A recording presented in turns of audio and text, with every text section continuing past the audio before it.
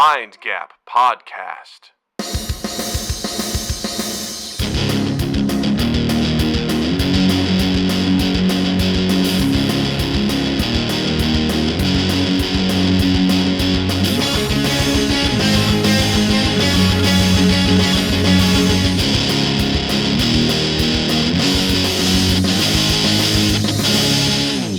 Hey everybody, welcome to Mind Gap Podcast. I'm Doug. I'm Justin. And Doug, if you were invisible for 24 hours, what would you do? I feel like we've actually done this before now that I think about it, because I think I said I'd go haunt my parents.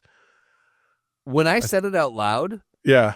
I was like, because I put it down here and I was like, cool question. And I said it out loud and I was like, I feel like I've spoken that before. Because I I'm feel like, we have... it's a 6-hour drive back to my hometown. I'd oh go my God, there, I think we have. We and finally I would just did haunt it. them. I don't care. We're sticking in it. We chose right. it. We're sticking in it.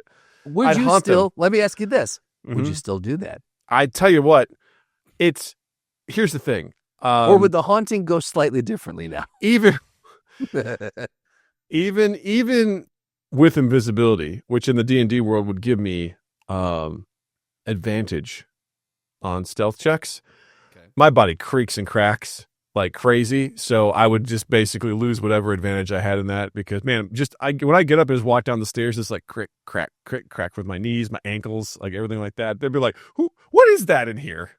I breathe the loud. house settling. Yeah. Well, You know, that's I the breathe. thing that no one ever talks about when you see invisibility in Mhm. in the movies. It is like, yeah, like if you're like knees popping, whatever, neck cracking or a fart, Stomach gurgling, breathing, like, stomach gurgling, whatever it is. you could. Hey, we've they all don't had ever we swallow discuss down the this. wrong pipe. All of a sudden, we're like over in the corner, just like people are like, Or- who the fuck's in here coughing? or when you're trying to, what is happening? I've got ghosts and they have bronchitis. Right? Or let's face it, you're standing on the carpet, you're leaving an indent in the carpet. Absolutely. Your feet are there. That's the truth. Yes. Right? You're not floating. Absolutely. No, That's you're the truth. tracking dirt in, like.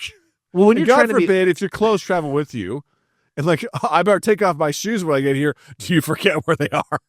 Does someone trip over them? Like. why are Doug's shoes here? Like, why are these Like, what? size? I tripped over something. What the fuck is it? Invisible shoes? What? Well, would the shoes be invisible? Or again, is it one of those things where you have There to you got to go. strip down naked, and now you just got clothes like Great. Now I'm wandering around naked in my Right, parents' house. And here's the thing: Here's the thing. Not the first time. Won't be the last time. won't be the last. If I were wandering around naked, I think I would, even though I was like, I knew I was invisible. All I would think about is, am I still invisible? I don't think I'd be able to enjoy the invisibility because I'd be so nervous. Because this is a situation where if you look down, do you see yourself or do you just see clear? You know what Exactly. Yeah. I mean? Yeah. Like one of those Is situations. it a Sue Storm situation where you can Right. kind of see like shimmery, or Yeah. what is it? Yeah. So, We've all been too where you try to be really quiet and then you swallow just like saliva, and there's no way when you're trying to be quiet, the swallowing of saliva is the loudest thing in the world. it's like when you're trying not to laugh. Yep. It's just- Absolutely. you're in a situation where like, I cannot laugh. It's like, this is when the laugh comes the hardest. It's like, Mhm. I can't, can I? Well, now it's extra funny. You're like, I know, please stop. Like, this is crazy. No, I think it'd be fun to haunt their house just for a few hours, just drive them nuts, move shit around, like just, oh my God, just rifle through all their dumb shit. Like, oh my God, I would have so much fun watching my mom lose her mind. That's the thing in my I think I've told this on the podcast before, but my dad's side of the family has a game they play where when we go over to each other's house, we'll turn something or move something from one room to the other. Upper deckers. Or we'll leave upper deckers. Exactly. Yeah. Go in and just piss in all the paint cans. Yes. Whatever you can Right. get to, whatever Get a wine mischief bottle you can manage. filled up with piss. Yep. And be like, here That's you it. go. Here's your Riesling. It's a Zazzy Merlot. Merlot's red. No, it's a Zazzy Blanco. Benny Blanco. That's a white wine, right? Here's a Benny Blanco. There's a Betty Blanco from the Bronx. But no, like I think that would be fun. That would be the ultimate version of that game, because you could go in and they'd be like, "Why? What is happening?" Like the living room is now in our bedroom. Why is that? Or Why just, are the couches? here's the best part. They got bottles of soda or whatever, and you just like take the cap off and you just stick the bottle up your ass. and then you Can just you put it back imagine on. them walking in while that was, but catching, they wouldn't see you. They would just see a Coke bottle disappearing Here's the in best part. midair. Here's the better part. The invisibility wears off. You think you're still invisible. You're just like, Just eye contact. you're just laughing maniacally as you're doing it. They walk in. You're like, ha. And they're like, what are you doing? You're like, oh shit, it wore off. Hold on. Then you look at the clock. You're like, oh no, You're like, hey, I I didn't forgot time the that time right at all. change. Oh shit, it's the time zone. Shit. Right. I went, oh no. Mother, father, I'll see Fuck you later. you. Enjoy some Coke. Enjoy some Coke. Or the thing is, you don't stop. It Yeah. wears off, and you're like, you know what? You're like, you have no idea what I put up my ass. This is like the whole what you- ass petties joke. You know, it's just like This you is have what no you idea. caught. Yeah. You don't know what you didn't You have catch. no idea. You Yeah. better burn this fucking house to the ground because you have no idea where I've been. Where's your cat? Better not pet it. You don't know where I've been. You see any smudges on the window? That was my balls just all over your window. What's up now? I rubbed my balls on the curtains because I know you don't clean those. Would you? So, okay, so you think you could get to your parents' house and then out by the time within Oh, the yeah. 24-hour window? Yeah, for sure. Would you do anything to get to benefit yourself? Would you try to hit a bank? Would you try to hit? Because I was thinking, I'm going to try to go to either a Tesla dealership or can I make it to Musk's house? In time before it wears off. Something where maybe. it's like someone deserves this, and just maybe a few things go missing. Maybe a few things just float out. That'd be interesting. I mean, because the thing is that entails some level of skill or access beyond just having pure invisibility. You know what I mean? You think so? Because you're like, I'm going to go to a Tesla dealership. It's like, well, it's locked. It's like, okay. Now that break negates the- my invisibility. I'm going to break it. Okay. Now Right, but you're... they can't see what you're they can't True. see what's breaking it. They just see a Yeah. fucking rock fly through the window. Right. They see that, and then you're like, now I'm in here, and now what do I do? And now your feet are all cut up by the Uh-huh, glass, as and you so walk across blood's the just glass. coming out, and they've got Right, your DNA yeah. now. Okay, I see. It's the like, oh, problem. I'm going to go into his compound and try to rescue the people he has captured there that he says claims are his family. It's like, all right, cool. Let's say you get through the first gate. Let's assume you can, even though Yeah. there's probably like wires or things like that. Then what? You going to go in the front door? Probably Yeah. not. I will. There's probably clearance and things like that. You can maybe try to, what do they call it? Tailgate someone in, as they go and you try to do that. Just walk and then, like foot to foot right behind him. yeah, right. Yeah. And then, hope they don't stop. And then you just like, But again, if you do, they're not gonna. They can't see you. okay. And But then you're still there, Justin. I'm sure they're not going to be like, hey, is there an invisible guy behind me? But still, well, they like, turn around, they see nothing, but they what if feel there's something. dogs? What if there's They dogs? feel something poking into their back, and you're like, "That's right." Yeah. What if there's dogs? They can smell you. They can bite you. Think about that. All right, that would be interesting. Yeah. Yeah. What if I would just throw a rock through the wood? I'd break the glass. Then what? This just break the glass? Yep, that's my answer to everything. I'm just gonna That's walk fine. right in. Yep. Because there's so many things. It's like, yeah, the invisibility allows you to negate, the Yeah. visual aspects of getting caught with things. But then it's like, and then what? And then what? Well, that's And then the thing. If you I go to break into rescue the bank, and then what? I don't know. Do you just get into the vaults? well, I break into the bank, and then I wait till a teller opens the door. I grab the cash. Cool, but then there's just floating cash There's that's floating walking out the cash. door. Yeah. Yeah, like then what? Like, well, they didn't see me. It's like, okay, This your is where fingerprints are still there. You know what I mean? Well, this is Like, where your prison wallet comes into play. exactly. Like, hold on, you see like one bill at a time, just go. You just rolling it up. Like, I don't know. I hope this isn't what I think it is. Do you think it's an invisible guy just sitting up on the counter with his change my die position and just like shoving $700 bills in his ass? He's like, yeah, that's what I think that too. is what I thought it That's was. probably what it is.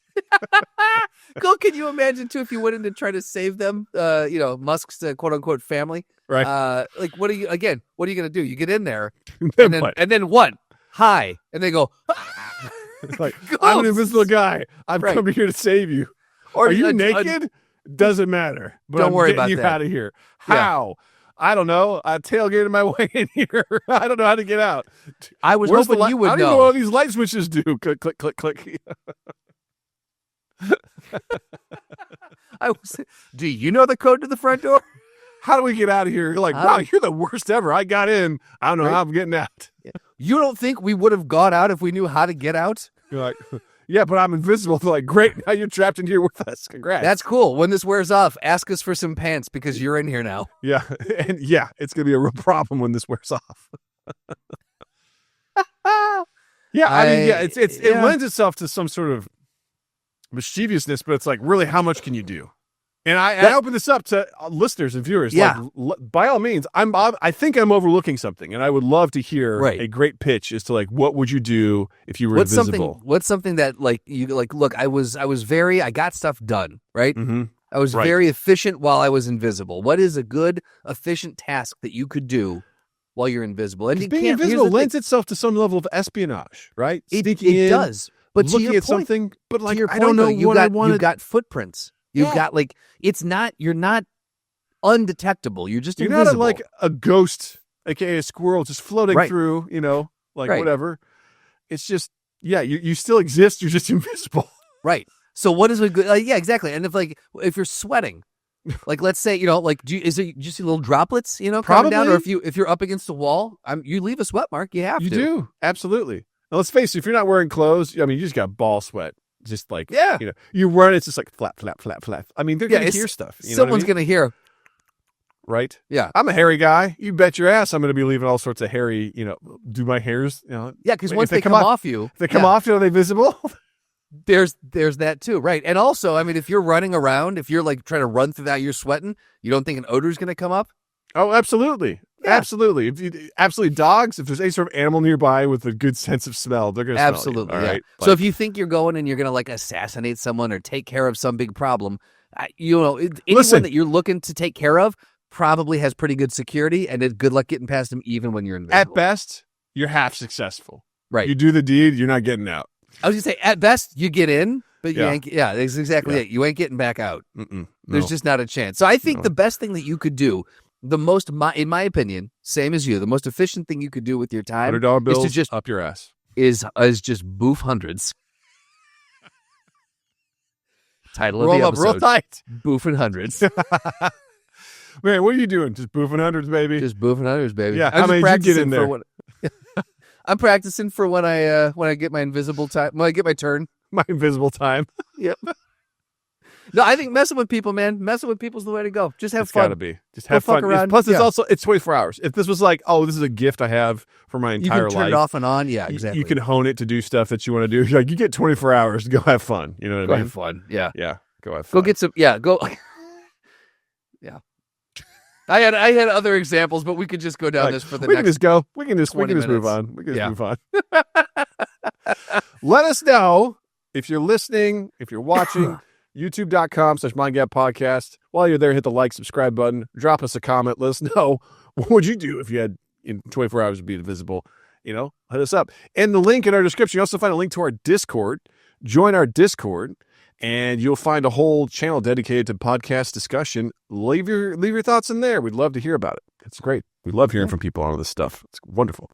I think being invisible would lend itself quite nicely to our main topic today. That's it would right. help in some circumstances. I would think so. Again, if it was a full-on ability. And this week is all about, if you were the villain, how would you win? So what we're going to do is we're going to take a look at some, ta-da! That's the villain theme song you want to hear is, titty. There we go. There we go. Tell you what, brother. So basically what we're going to do is we're going to take a look at some classic heroes. We're going to break down what they did, why they failed, and maybe, just maybe, how we could do it a little bit better. Classic heroes, you say? I meant villains. Well, it depends on what side you stay. If you're chaotic evil, then these are heroes in your book. Hey, listen, like everything I said was right from a certain point of view. As exactly. a Jedi once said, As Gary Busey once said, there's 365 ways or 360 ways to eat an elephant. It's true. It's true. And his wife knows at least half of those. His wife knows at least half of those. At least half. All right. So anyway, so let's kick off with some villains here. Justin, Doug, they monologued They underestimated the heroes. The goddamn right they did. They left the room before the laser finished charging. Mm-hmm. And they lost every single time. Pussies. Yeah, not today. There it is. Today we become the villains. And this time, we're winning! I Justin, didn't need to read both. you like both. Anyway, You want to start us off? Yeah, let's kick this off here. So let's go with we'll start off with the Star Wars universe, okay? We're gonna start off with Palpatine, okay? Okay. With our old pal Palpatine. Emperor heart palpitations, okay? What's this guy got going on, right? So, most powerful Sith Lord, I would say let's redesign this villain, okay? What did he do wrong? What could he do better? Mm-hmm. We've talked about this a lot on this podcast, probably more than we really should have, but get that fucking HR department up and running. Emperor Palpatine, I'm saying get it up and running, staff it with the most corrupt people available, right? And then let the gigantic corporate machine just roll along. And eventually capitalism wins every time. Bureaucracy you just got to get that wins. Bureaucracy, yes. I mean, let's get your HR department and again, corrupt them up. You can what? You've got a playbook currently. Put the most unqualified, corrupt people you can in places of power and let the good times roll. Here's my suggestion. This is a very practical Doug suggestion, but I don't know. Have you watched Andor at all by chance? I have not, and I have been told on many occasions that I do need to jump on the train here. You absolutely should. Yeah. I just recently watched season 2, which is fantastic. Okay. Which, by the way, leads perfectly into Rogue One. So if it does. Okay. Watch Andor season 1, season 2, then go right into Rogue One. It's perfect, seamless transition. Wonderful. Love it. But you notice just how cutthroat they are in the Empire, man. Like everyone is out to get one up on each other, and because they also just are operating purely out of fear of failure, they fail. I don't know if you've ever been in a high stress situation where you feel like someone is just like, don't fuck up, don't fuck up, don't. What happens? You fuck up. Right? Well, it's like playing on tilt if you're playing poker or a video game. The more you get in your head about it. Everyone wants to do well. No one wants to do bad. And when we see people do bad, they literally die. So that's not a good environment to succeed. So what you need to do is you need to develop a culture that brings people in, that makes them think they're part of something good. You got to make them believe. You don't want to make them be afraid. Okay. Because fear ultimately, I mean, the Empire obviously made plenty of gains. We've seen that, but they ultimately fail on many levels because they're just competing and they're knifing each other in the back, which is the way of the Sith. That's how they operate. Well, fear is the path of the dark side. It is. Fear leads to anger. Anger leads to hate. That's right. And hate leads to bean burritos hate on a Friday night. Home is, you know what I'm saying? Up top childhood. So my suggestion, if Palpatine wants to be good, he has to get people to buy into the Empire. He has to get people believing in the why. Why are we doing this? Because they'll say it's like, to bring order to the galaxy. Okay, get people more involved with that. You know what I mean? Get them, and get a slogan in there, and get people going. Fear can only take you so far. All right, there should be a little bit of fear, like, hey, if you fuck up, things go wrong. But you also have to get them, have it be zealotry. Get them to a point where it's almost like a religious sort of, way to rile people into action. And I don't know, fucking take a look at America right now. I mean, people are actively like, yes, cut my Medicaid benefits. Woo! We're making ourselves people without due process. Woo! Like people are cheering it on, man. They're like, I can't wait to pay more in tariffs. This is great. We're winning, right, guys? Like, right. So instead of HR, it's PR. Yeah, we need to get people right. Get people get that marketing machine spun up and really start get a homogenized message and then get it out to the people. Yeah, get out to the people. You want to get enough of that, like the regular working class, but also you got to have those elites in your pocket. Oh, 100%. Yeah, and that's easy to maintain. You give them wealth here and there. If they get out of line, you just take it from them and you kill them. Here's the thing, though. I think it is the regular people that are the key to this plan. 100%. Because the elites, I think if you watch, I mean, a lot like the elites are the Richie Riches are, a lot of them are on board already with the Empire's plans in the majority of the movies, and so I feel like the rebels are the rough and tumble, the working class. It's the blue collar workers that are the ones rebelling against the Empire. So if you watch Andor season 2, there's a whole thing that basically they do a terrifying, like dark ops intelligence plan where essentially they just are creating all this. It's complicated, but they do such a fantastic job of doing this psychological war. Yeah. And creating this narrative around this particular world because it has a resource they need for the Death Star. But they can't just say, oh, we need to go in and mine this. So they take their time and they establish that there's this terrorist cells that are attacking, and therefore we have to bring more of the Empire's presence onto the planet. That's some shadow op shit. You're going in, you're some shadow op shit. Destabilizing a whole fucking planet. They basically destabilize it so they could go in and just fucking mine it for everything it's worth. That's the same thing in Rogue One when they're getting the kyber crystals from Jeddah. They're basically like, we need this shit, and they just impose their will. But the problem with that one is it doesn't look good, obviously, as they're imposing their will, and that sort of stuff spreads throughout the galaxy, which creates the rebellion and things like that. So you have to manage it very well. It's difficult, but it's highly political, and they could get it done. I think HR, PR, propaganda, they can make it happen. I'm telling you get the unions on board, and that's it. Yeah, absolutely, 100%. The other thing I'll say is this, too. Palpatine's the most powerful Sith Lord in the galaxy, right? Yes. Like, he's top of the food chain. Let's make with the mind control. Like, I feel like that's an underutilized Jedi trick. How long does it last is the question. Ooh, that's a good question. Is it when you're only in the vicinity? No, it's got to last after. I think we've seen it last after, haven't we? I don't know. It's kind of questionable. It seems like it's immediate, but it seems to me like a short-term remedy for a situation.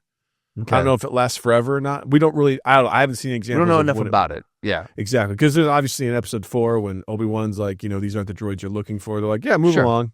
We don't know if like later on, like, did you see anything with droids? They're like, no. Like, I don't know. Maybe it was so insignificant he doesn't know. There's the part in episode 2 where a guy comes up trying to sell cigarettes to Obi-Wan. He's like, you don't want to sell me that. He's like, you want to change your ways? He's like, I want to change my ways. And he walks off. It's like, I don't know if that's forever or if that's just for the night. Did that guy go change his ways? Right. Like, did he go home and he's just like, Carol, I need to make a life change. Yeah. We have to move.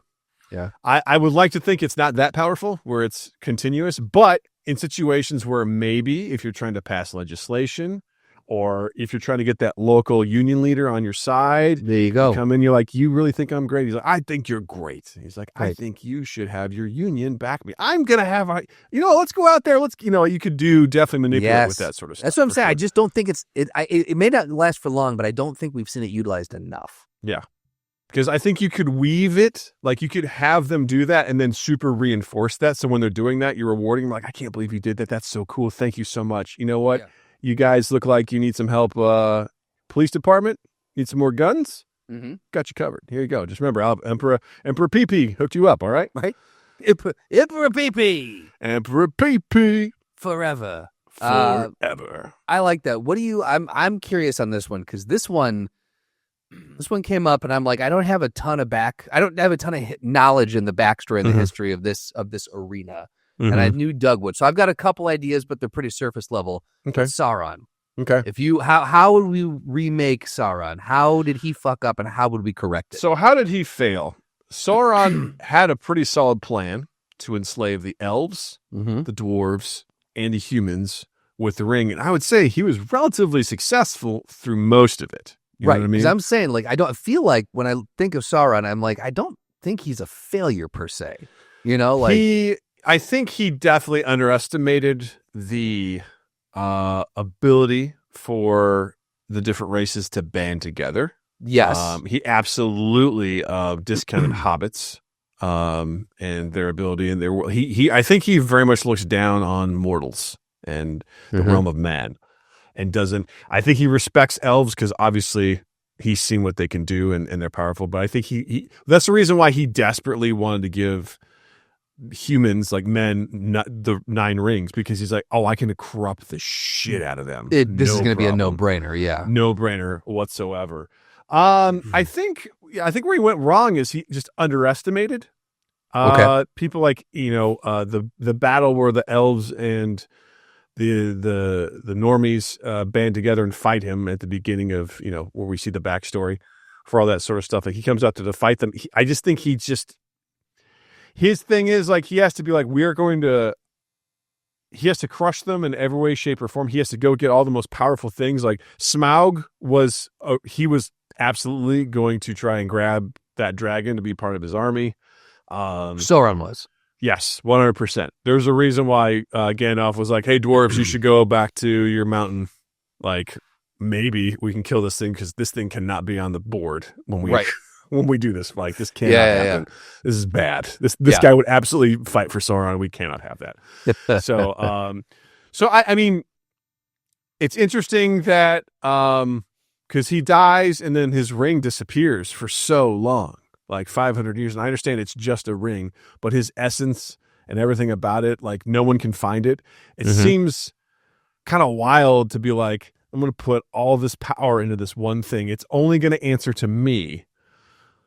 But I guess he's playing the long game with it. I guess he's assuming that because anyone who takes it's going to be corrupted by it. Right. There was this great guy, I forget the YouTube channel, but he does like a whole bunch of Lord of the Rings stuff. He did a whole like, I don't want to call it a fan fiction. That's kind of what it is. He's like, what if Gandalf took the ring? And he told the whole story of what would happen from his perspective if Gandalf took it and it corrupted him. Like, what would it do? That's cool. And I was just like, I think to some extent, Sauron was counting on like anyone who takes this thing is going to be corrupted by it. Well, and that's it's the thing. Come back Sauron, to me. He had a contingency plan. Mm-hmm. Like it's really hard to correct what he did because he's like, even if I fail, I've got contingencies in place. I think what he needs to do is to be a little more. He needs to check that ego at the door. If I'm Sauron, I have this. I have the corruption of that stuff. He basically makes all these. He has to know where his threat is. His threat is the elves, and the possibility of people banding together. I think he relies. He's kind of like the Joker in that he counts on everyone, like just kind of falling on for all their weaknesses. I think he counts on that. So he's got to be like, I'm not going to underestimate anybody. Maybe I go for the elves first. Maybe I use my influence to sow discord between all these different. Let's lean on the bigotry. That's where I went with this. I was like, he needs to pit these different factions against each other. He absolutely is like, we are deporting dwarves to elven lands, not even where they're from. No due process, Right. We're putting humans. We're just going to put all these lesser creatures in the elven land. We're taking all of them, putting them in elven lands because elves hate everybody. Like the parallels we're drawing tonight are something. It's great. Yeah. Like just sow discontent and things like that. Make it so that you think that the dwarves are causing trouble, the humans are causing trouble, like all that sort of stuff. Those and little hobbits are eating everything. Right. Just make it so that no one trusts, increase the paranoia, like do raids and stuff like that, but like put it on the other, it's so that they just hate each other so that you can come in and hopefully over time, maybe they even fight each other. And when they're weak, swoop in, smash them, crash them, there you go. And on that, I'm going to add a hat on a hat on this one. And I'm going to say, instead of the army of orcs, like being topside and being ready to fight, use that ever-growing army to continue tunneling and so get them from below. You got these creatures that are just like tireless workers, and you're crafting more of them at all. Like just you're cranking these things out. So tunnel and like make sinkholes underneath all the cities that you want to destroy. Get the Balrogs out, man. Get them out. The Balrogs go rampage. Balrogs, Who do you care? What do you care if they get out? They're like, hey, why do we stop digging? Get this thing the fuck out of here. Have it go rampage across the countryside. Exactly. You got this army of, again, these things that just don't get tired. Let's go. Yeah, absolutely. I think that's wonderful. Yeah, keep tunneling, find your way, and be that sneaky, ever-present thing that no one really knows about. Don't be like, we're going to put a massive army together. Have it hidden and ready for the right time to strike. Exactly. When everyone's at their absolute weakest. Exactly, yeah. And be cautious, man. When you have that ring, you have all that power, but do you need to go out there with the vanguard and go toe-to-toe with people? No, you don't. And if the guy's down, if you kill the guy's dead, don't reach down to grab him. Smash his head in with your fucking mace, man. What are you doing? Finish the job. This goes for heroes and villains. Finish the job. Double Don't tap, assume, motherfucker. Exactly. Don't assume one bullet does it. Don't assume one swipe of the broadsword got him. No. Drop a rock on his head. He is just Let's go. single-handedly swatting people, and 6 people are flying in the air. And then he hits this guy, he falls down, and then he just reaches for Isildur, and Isildur's like, yeah. I'm like, no, man, base to the head. Bingo. Exactly. Also, you crafted these rings, all these rings. You got more. Make the one ring that controls the one ring that controls them all. You know, make the 1 ring, the 2 ring, the 3 ring, the 4 ring, the 5 cock ring, and the cock. You beat me to it. The cock ring, the nipple ring, right? The tongue ring, the nose ring. You got a lot of places you can put rings, Sauron. The tug ring. You know, contingencies, uncontingencies. That's right. all I'm saying. And you roll them up and you stick them up your butt so that they'll live there forever. Your O-ring, get it right up. Hey, I'm telling you, man. Hey, yeah. You're a master metallurgist. Just like, all right, we're gonna just go whoop, whoop, whoop, whoop. You got this. You got this. For sure. Okay, this next one, I struggled with a lot. I love this next one. I could not figure out. I was having a real hard time to try to figure out a unique way to help this guy out. But let's go with the Incredibles syndrome. Mm-hmm. What would you do? So let me tell you what I got to first. I would first off lose the cape. Obviously, we're done with the cape. Get rid of it. You don't need it. Second, I would say ditch trying to be a superhero. Okay, get richer and richer and richer, selling your tech. Fuck all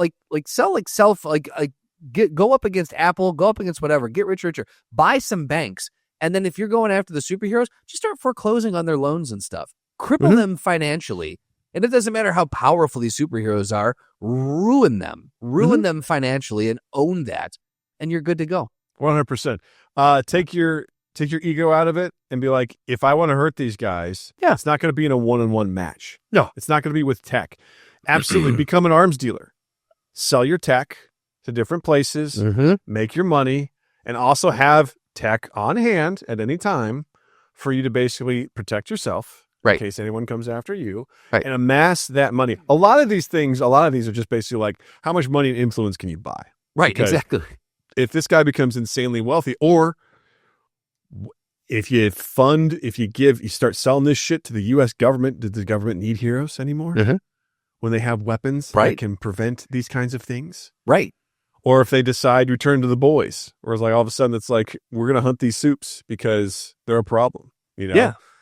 And we're gonna take him down and everything like that. And then he absolutely just buys politicians, buys the laws. He's like, we're gonna outlaw soups because we're gonna get the politicians in place, and then we're gonna cripple them financially. We're gonna make sure if anything gets out of hand, anything Mr. Incredible does, we're like, this is a problem, kind of like what happens in the show. But it's not gonna be like, oh, we're gonna force him to retire. We're like, no, we're gonna hold you accountable. We're gonna make an example out of you, and we're gonna hunt you because we're gonna be like, oh, someone died in this train wreck because we're going to plant some stuff. We're going to do, again, propaganda and things like that. Absolutely. Like, these guys are bad. It all comes back to that shit, yeah. 100%. You Lex Luthor this motherfucker.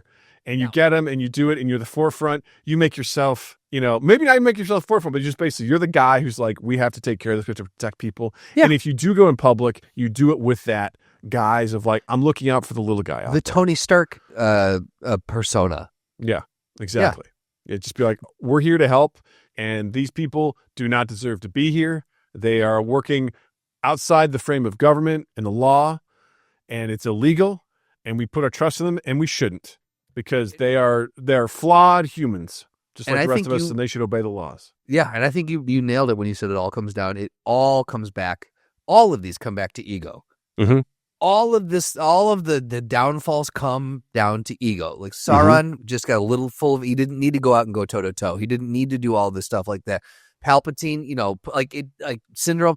All these, they always get taken down because they just want a little, or they want the glory a little too much. Instead of, you can sit back, let the power roll in. You don't have to be right out front. To be fair, this is also the same thing that happens to every powerful person in history. I've been listening to a lot of the Real Dictators podcast. Okay, and you learn about all these people that did the exact Bonaparte, Julius Caesar, fucking Mussolini, Hitler, all these guys. They got a big head. They accomplished a lot. Caesar literally was like, he dismissed his bodyguards, because he's like, no one would dare harm me. walks in the Senate and they're Ballsy. like, fuck you, you know, like Ballsy. that's the thing is they get that taste of power and then Yeah. they go to a different reality and they're like, that's nothing it. could ever happen. It's like when you get super rich, you Mm-hmm. get that detachment from. It's what comedians talk about all the time. They always Mm-hmm. talk about it's harder the more successful you get. It's harder to do these hours because my problems aren't the same as your problems. And so Right. how do I relate to, Joe Everman when I'm fucking taking private jets to my shows Yeah. and you're scraping money to see my show? Like, Yeah. it's a very hard thing to do, to navigate. I would say if we want to take his original plan too, if I could tweak his original plan, if he still wants to go that route, he shot himself in the foot because he made the robot too good. It had detected whatever he had on him Yeah. as a threat to it. So send 50 of these robots in. You already know you've killed a bunch of superheroes with them. So you know they can overwhelm the soups. Overwhelm them to the point where it's like one can take down a soup. So now you've got 5, 6 soups working together, a family with, Frozo or whatever his name is. Frozo. Throw 50 of these, 25 of these things at them, overwhelm them, kill them. When they're dead, you step in as the new superhero, no tech on you. You've got no tech, but you've put a kill switch inside of each one of these robots, and your assistant's sitting back at HQ with a video feed, and she's got her finger over the button ready. And a minute that you and your powers don't have to be crazy, just wave your hands, do a little Doctor Strangey thing, just go like this. And then when she sees that, she hits that, they die, and you've got your and you still have developed all your tech, so you've got your superhero power tech. You just didn't wear it to the field. You fucking That's idiot. a big thing, relying on an assistant to do that. That's you're relying It on is. someone else. That's tough. It is. That's It is. tough. I understand the ask. So is there a way that we could foolproof that? Again, like with his plan, I just don't even know if you need to do that plan at all. It's just too much. Yeah. It's just you're relying on too much of like, oh, I'm going to, because what it is it's theatrics. And theatrics can go right. There's a lot of variables dropping a robot into a city. Yeah. Like there's a lot of things that could go wrong That's and true. unexpected. So it's like, why take that risk in doing something like that? That's true. Do a fucking Ozymandias from Watchmen. You know what I mean? Fucking drop a monster in the city and have it just explode and kill a bunch of people. You know what I mean? Do that from afar and be like, the heroes didn't stop it. Boo. Boo. The heroes got their stuff caught the attention of a galactic being. And now that galactic being has landed on here and has challenged them, and now we're all paying the price for it. Fuck these superheroes.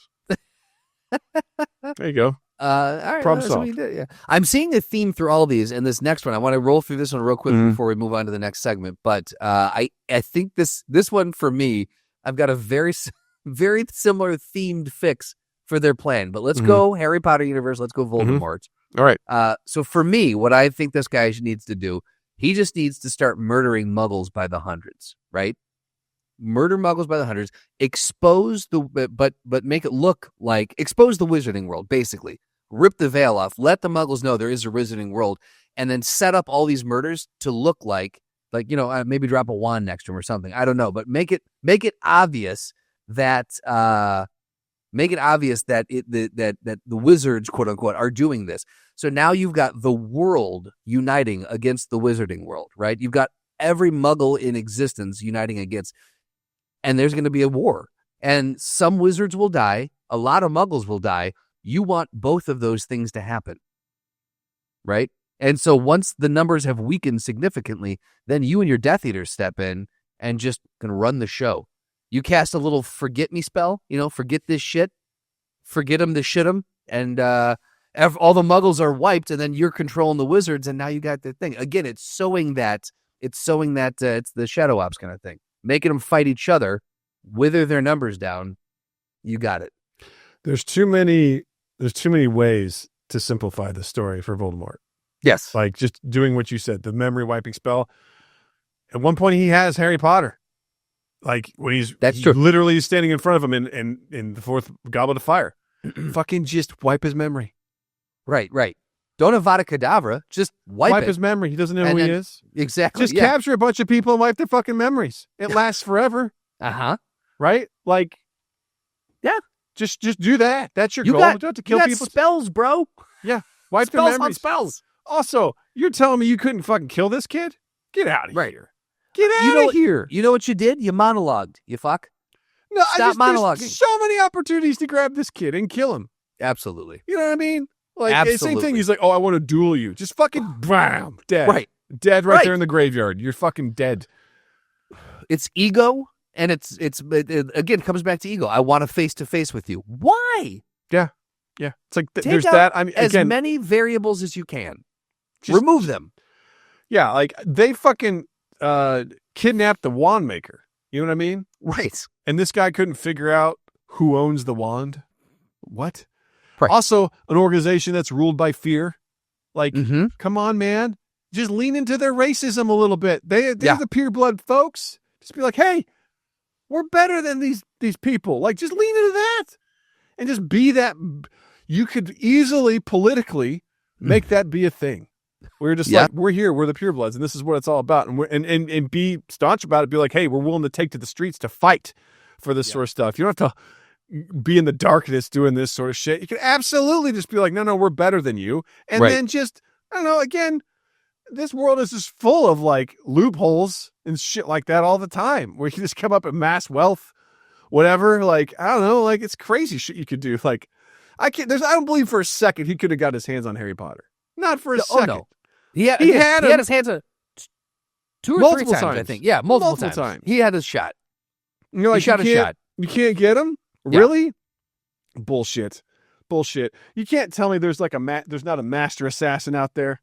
You know what I mean? Yeah. That's all they do. On. Yeah. You get the fuck out of here. No way. There's absolutely. Get out of here. You're telling me there's not a terrorist cell that exists in the wizarding world? Like, that's the movie I want to watch. Right? Holy shit. That's the movie. Yeah. Black I had an idea for team. something about that. Like, that was in the Harry Potter world that was very much like a dark, like, sort of thing that happens in America in the modern age, where like there's some shit going on, and there's a guy. My idea was that there was a wizard who fled and is essentially like creating up. It's almost a way a little bit like Black Panther in a sense that T'Chaka's brother, he's like trying to help people.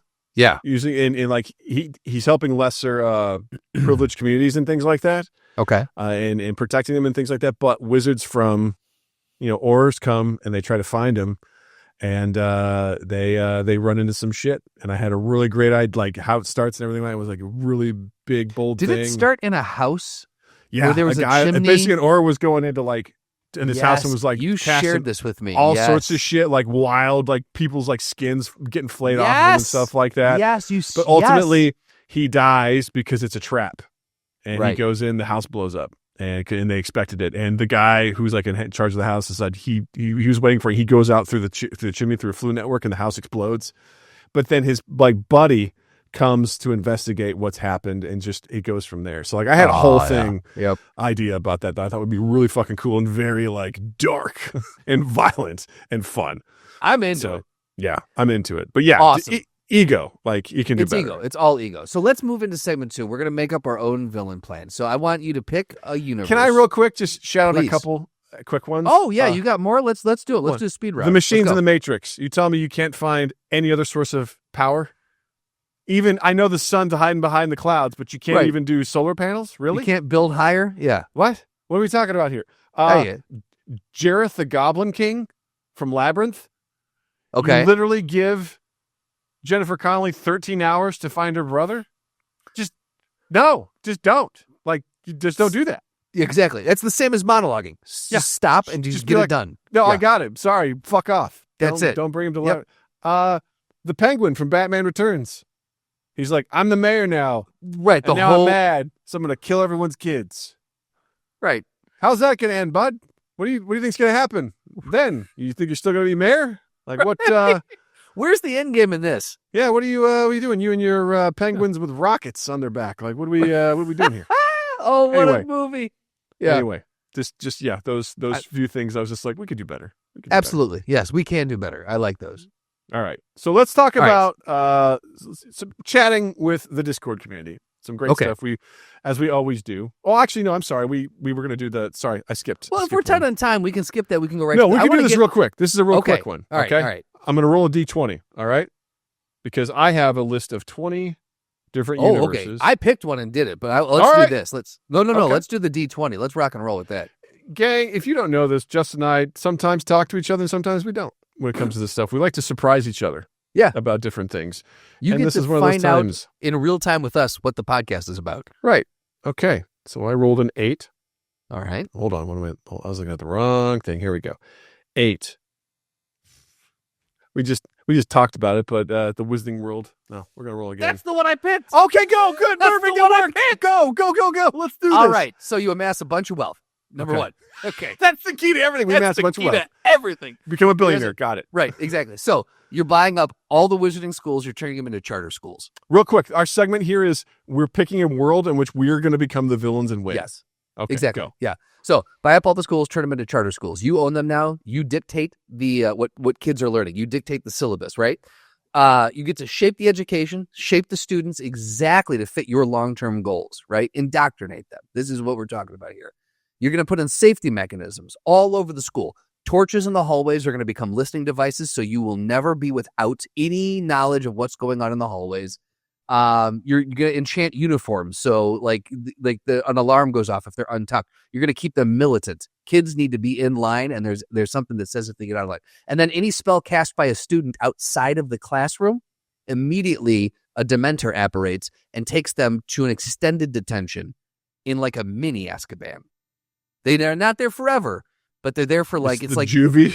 It's like juvie, yeah. Oof. They're like 30 days. It's like 30 days in solitary. It's like a month in solitary, and then they get to come back. So you're that way. You're not. People aren't fucking around with spells, in their dorms or whatever.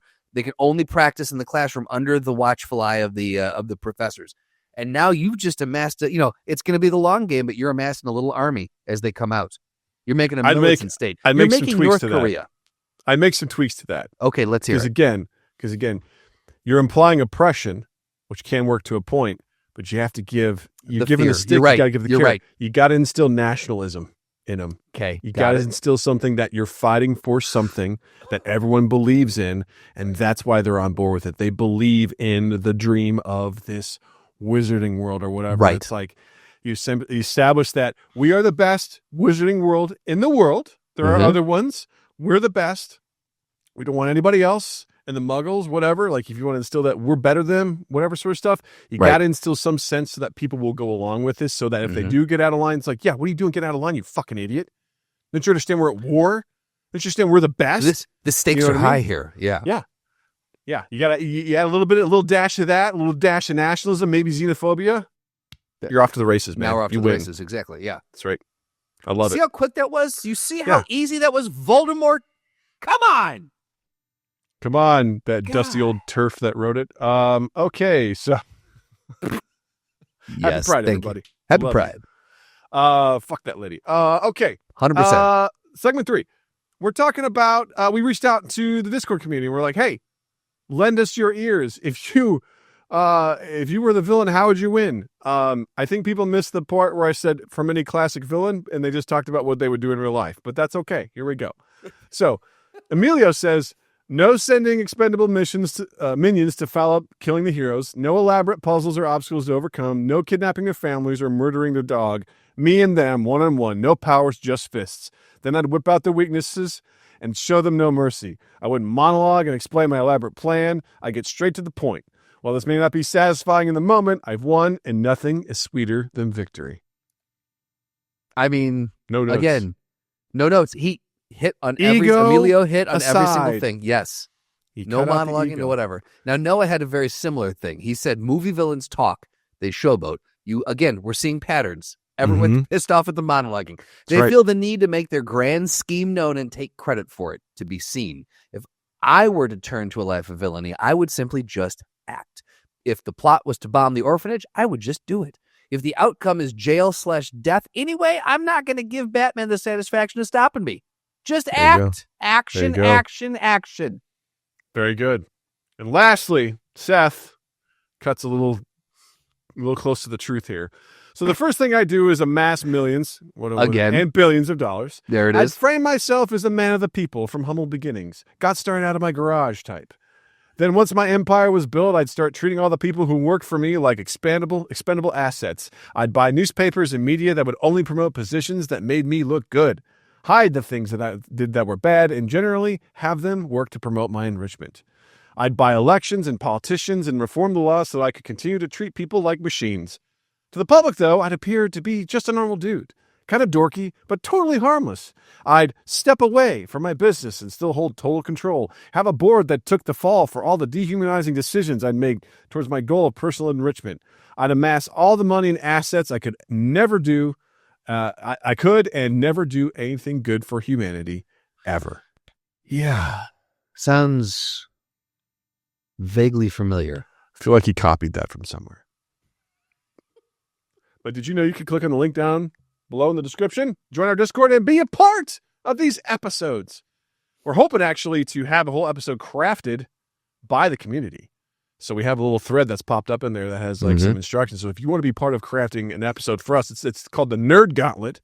That's what we're going to call it, where you put all sorts of stuff up, debates, things and things like that we have to try and figure out. Games, Discord, puzzles, whatever it is. Yeah. be a part of the conversation. The We'd weirder love to have you can there. get with this, the more fun this will be.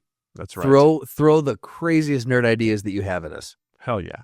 And if you have a great idea for a villain from a universe that you think you would want to correct or one you think you could do, let us know in those comments. Hit us up in the Discord. We'd love to hear from you.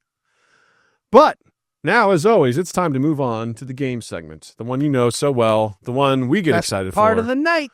That's right. It's where Justin tries to guess random quotes from movies that are stuck in my head. So, Justin, how you feeling? You feeling good tonight? After my showing last week, I am feeling very good tonight. Good. I think I can do this. Let's see here. You've seen this one. You've seen this one. You've seen this. You've seen all three of these. So, all right. Watch guaranteed. me fail epically tonight now. Hey, it doesn't, we all know that doesn't mean shit. So, yeah, exactly. Here we go. You ready for your first one? Ready. Here we go. What? Necesita escéptico de saber. What? Mira, quiero que tenía.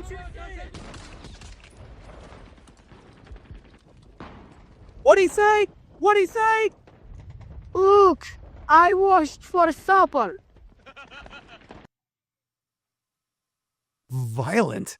Very violent. Look, I washed for supper. Okay. So it's a war movie. Debatable. Okay. It's a war movie. Okay. I was like, oh You're like, boy. Oh, I'm like no. That was fireworks It was a at musical? a pool party. Yes, oh boy. Is this High School Musical? 2? Which one? Okay, now we're getting closer. Yeah, all right. Yeah. Yeah. I know Zac Efron when I hear him. Mhm. Oh man, see, the only movie that I can think of, I don't think it's in this. I don't think that is it Saving Private Ryan? It is Saving Private Ryan. It is. Yes, Okay. I yes. feel like that's, I'm Yes. like, I don't know many other like epic. Yeah. I don't know. It felt Yes. right. Okay, cool. Yeah, that is the scene just after they've stormed Normandy and they've captured it. And there's a couple of German soldiers that are surrendering, and the American soldiers are walking towards them with their guns raised, and they're basically trying to surrender. He's like, "What?" And they're like basically saying, "I surrender." He's like, "What? I'm sorry, I don't understand you." And they just shoot him. And Tom Hanks, his character, is watching this happen. He has like some disgust, but he doesn't stop him. Right. And because they were like walking with their hands up, he's like, "What'd he say?" He's like, "Look, I've washed for supper." Yeah. Yeah. Okay. And they just start looting their bodies. I'm always just like, that's some dark shit right there. That movie, hold on, when did that movie come out? Is it I want to 98? say it was 90s. Late 98. 90s, I think. Yeah. Yeah. Okay. So let me do some math because I don't do math. You were 16. Was I 16? Mm-hmm. Cool. I was old No, enough then. 15. No, 15? Mhm. Still old enough. I'll say this. That movie, I went to see that with my mom and my stepdad, and I remember walking out of there with my jaw on the ground because that was the most realistic violence I had ever seen in a cinema. Really messed me up. I know I wasn't like 10, but like still at 15, I'm like, They this is portrayed intense. the violence of war at that time in such a realistic manner of like when you see someone get shot, yeah, like the way that they fall, the way that the guns fire, the sound, the way that the smoke puffs and things Yep. like that. It's not like the other action movies from the 90s and 80s and stuff. Like, well, it that's felt the thing. very We were real. so into that. Yeah. Like the action movies, the 90s marked a high watermark for Yeah. action movies, and Spielberg so for this hired amputees to be in the Right. movie so that, like, when limbs were blown off, they literally didn't have limbs and things like for that. this, So yeah, it for this was- to come along, that and open Normandy scene was just Yeah, it's something else. Yeah.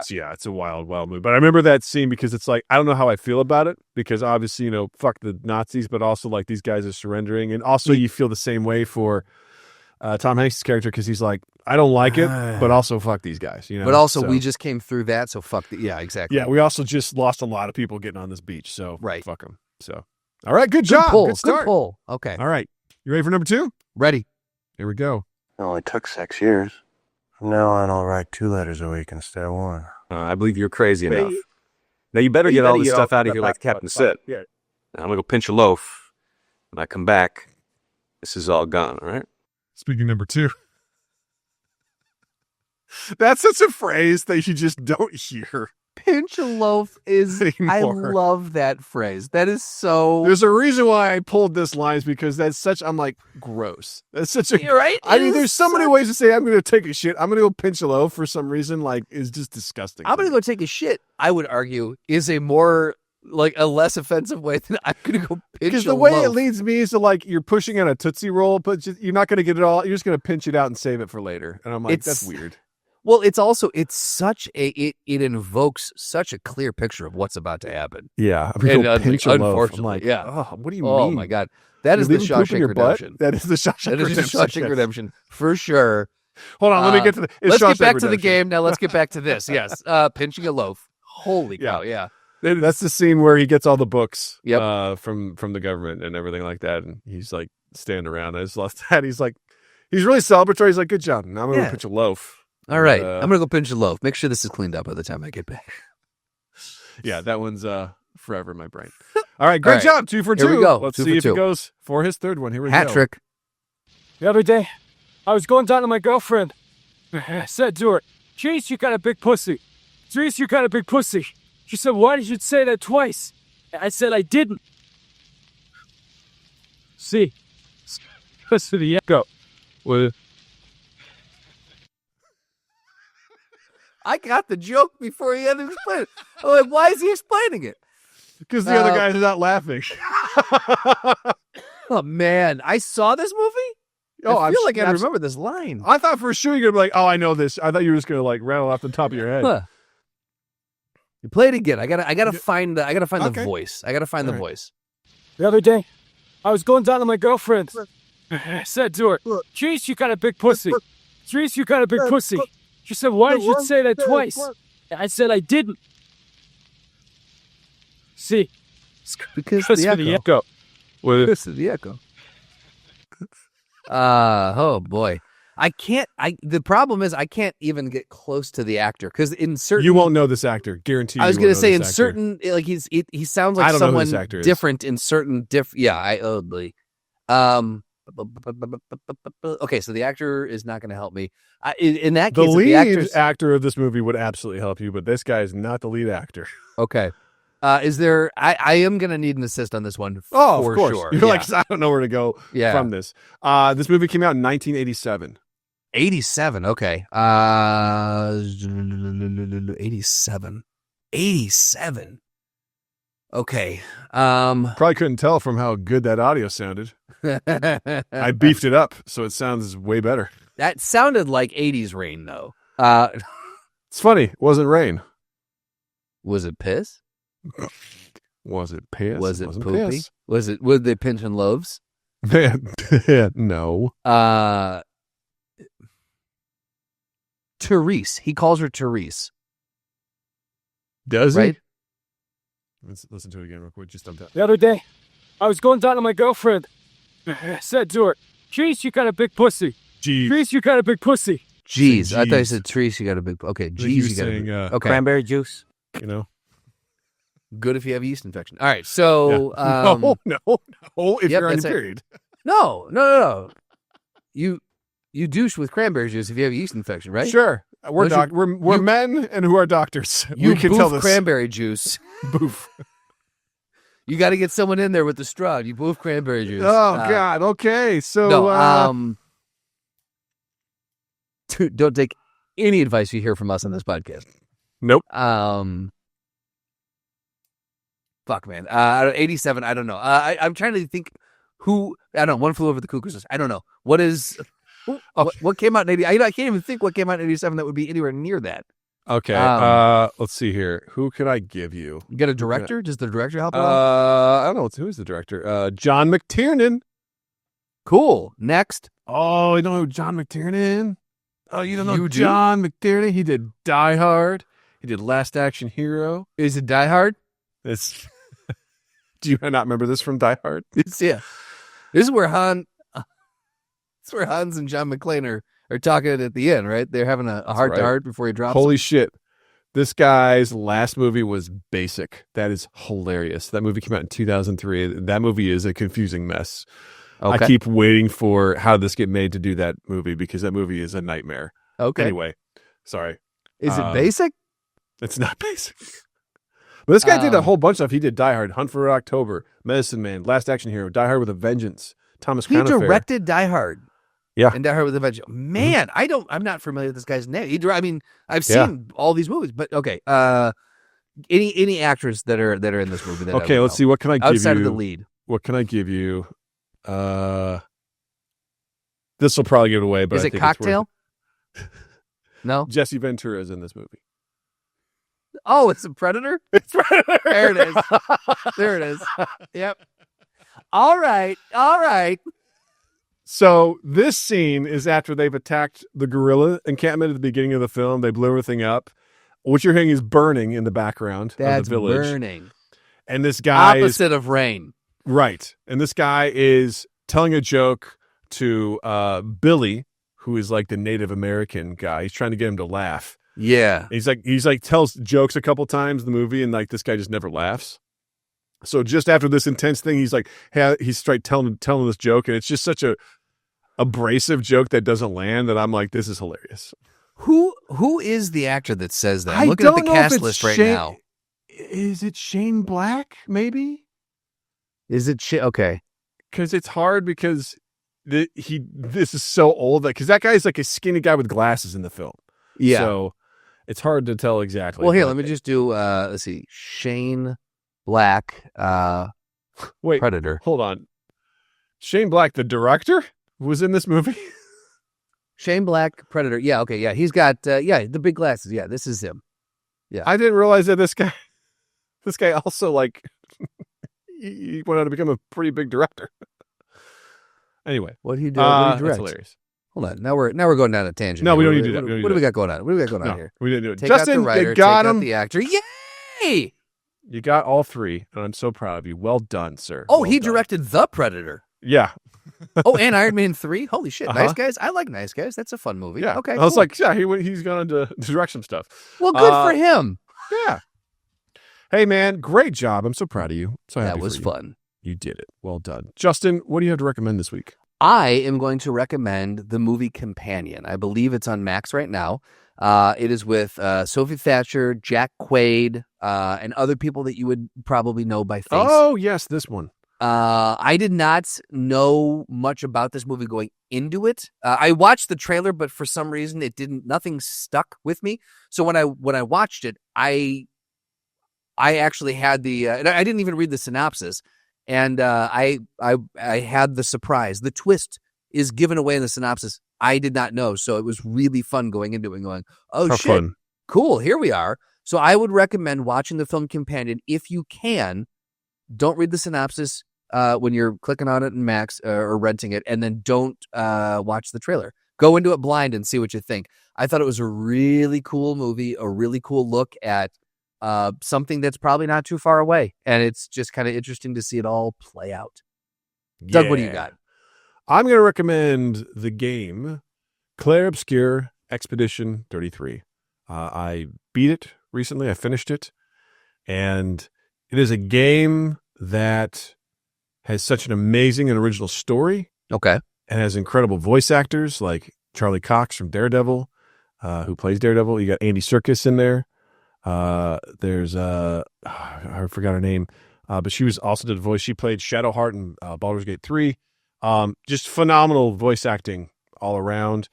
Design of the game is so unique and fun. The music is incredible, and just such a unique story, and it's fun. So it's a turn-based JRPG game.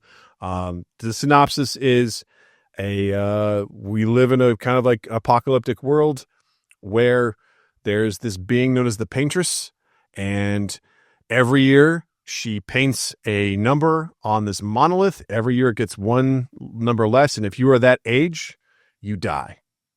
And every year this civilization sends out an expedition to try and stop the Paintress, and they've been doing this for 67 years.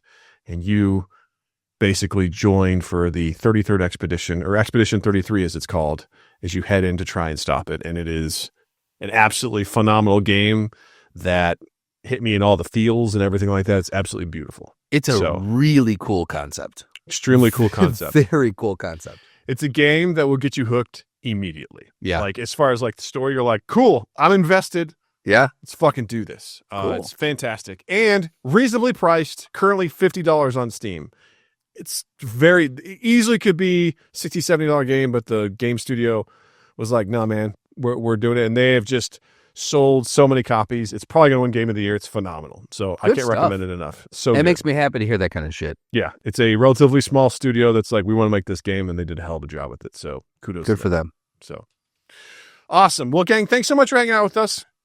As always, please check us out on youtube.com/mindgappodcast. If you're looking to support us, hit the like button, hit subscribe, watch our episodes, leave a comment. It's free to do all those things, and it's huge, huge, huge benefit for us. Also, check the link in the description to links to our Discord, links to our Patreon, links to our merch at redbubble.com.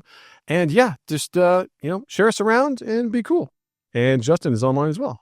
On Instagram at Justin_Michael, spelled Mikel. It's the fun way of spelling it. While you're in the online realm, anywhere where you can listen to audio podcasts, you can find us as well. Go ahead and download, subscribe, rate, review, share, all the things that we always listen. That's a big one.